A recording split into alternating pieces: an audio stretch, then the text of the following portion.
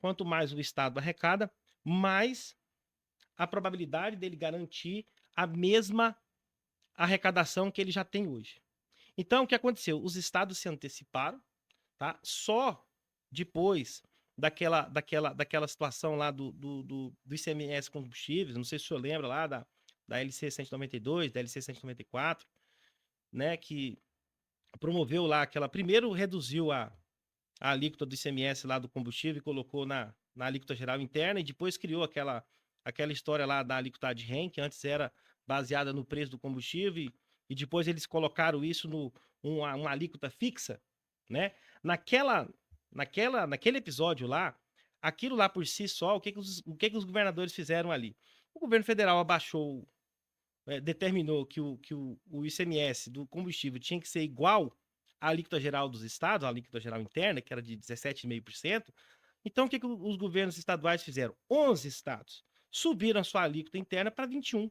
Pronto, resolveram o problema. Se o negócio, né, é É, você obedecer à alíquota geral interna, então tá bom, tá legal. Beleza, deixa que eu aumento aqui. Então, de 17, só ali, de 17,5, eles já aumentaram para 21. Então, só ali a gente teve, em 11 estados, a gente já teve ali um aumento de 3%.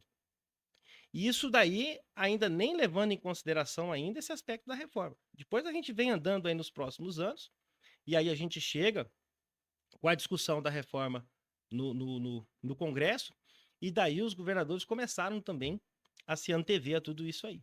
Então, aumentaram o fundo, aqueles fundos que são atrelados ao próprio ICMS. Depois a gente vai falar sobre isso aqui também. Aumentaram valores do seu ITCMD e daí por diante. Então, todos os entes, de um modo em geral, estão preocupados com isso aqui.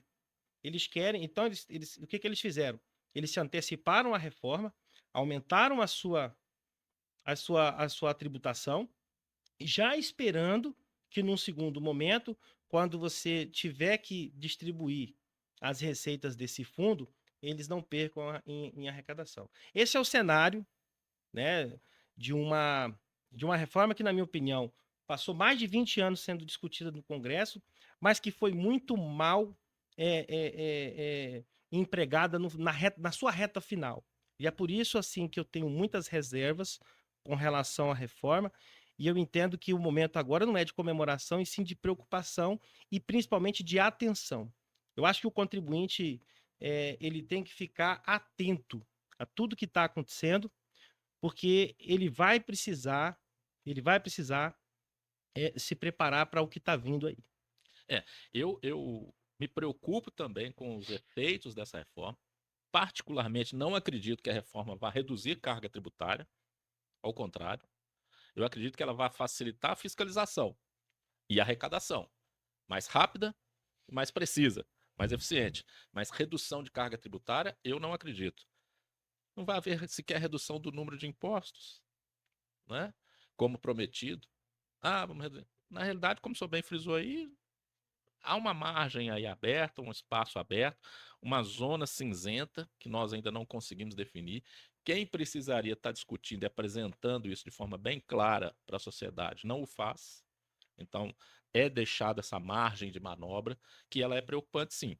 E por isso que eu acho que nós devemos reforçar aqui o alerta para a nossa audiência.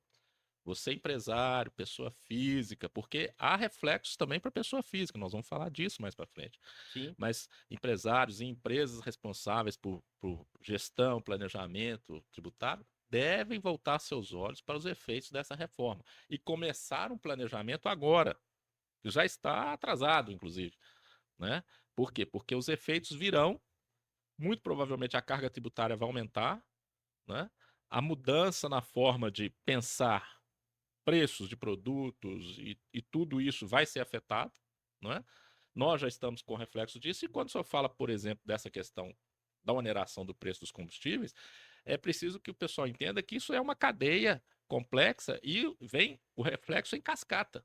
Sim. Porque se você aumenta o custo do transporte, ou até mesmo da produção em alguns casos, dependendo do tipo de produção que se tenha, o preço de tudo sobe. Sobe tudo, a arrecadação também, consequentemente, sobe.